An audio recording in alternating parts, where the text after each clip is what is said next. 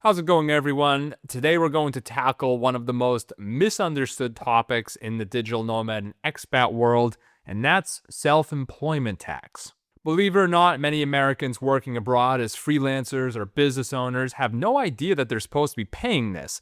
So today we're going to break it down. What self-employment tax is and what things digital nomads and expats specifically need to know about this tax. Let's dive in.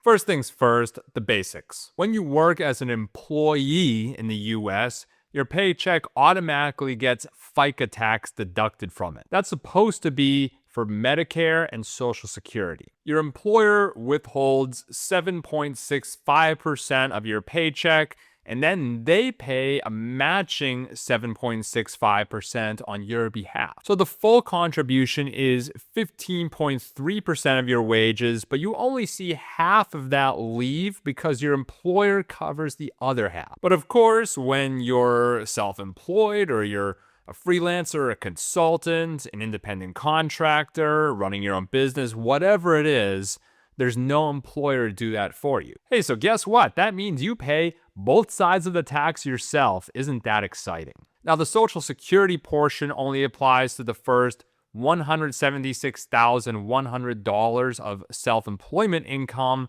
for 2025. The Medicare portion applies to all earnings, and if you earn above $200,000 as a single filer, an additional 0.9% Medicare surcharge tax kicks in. And if your net earnings from self-employment are $400 or more, you must file Schedule SE with your tax return and pay self-employment tax, even if that income was earned entirely abroad. Also, you need to keep in mind if you're claiming the foreign earned income exclusion, that reduces your income tax for federal tax purposes, but it does not reduce your self-employment tax.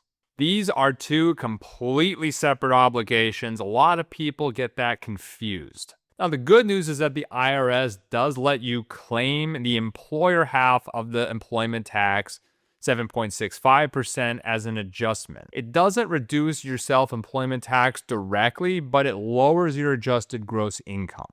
Now, when you're living abroad, things start to get interesting because you can potentially save a significant amount of money with certain moves. The US has entered into agreements, treaties called totalization agreements with several countries for the purposes of avoiding double taxation of income with respect to Social Security taxes. In plain English, that means that if you're self-employed and living in a country that has one of these agreements with the US and you are paying into that country's Social Security system, you may not have to pay US self-employment tax at all. But if you are self-employed in a country without a totalization agreement with the US, then you could potentially face the unpleasant reality of paying into both countries' Social Security systems. Now, totalization agreements can get very complicated, so if you think this applies to you, make sure you do your research and consult a qualified tax professional for personalized advice. So bottom line here, if you're working abroad as a digital nomad or an expat, you need to keep on top of your tax situation no matter what your employment status happens to be.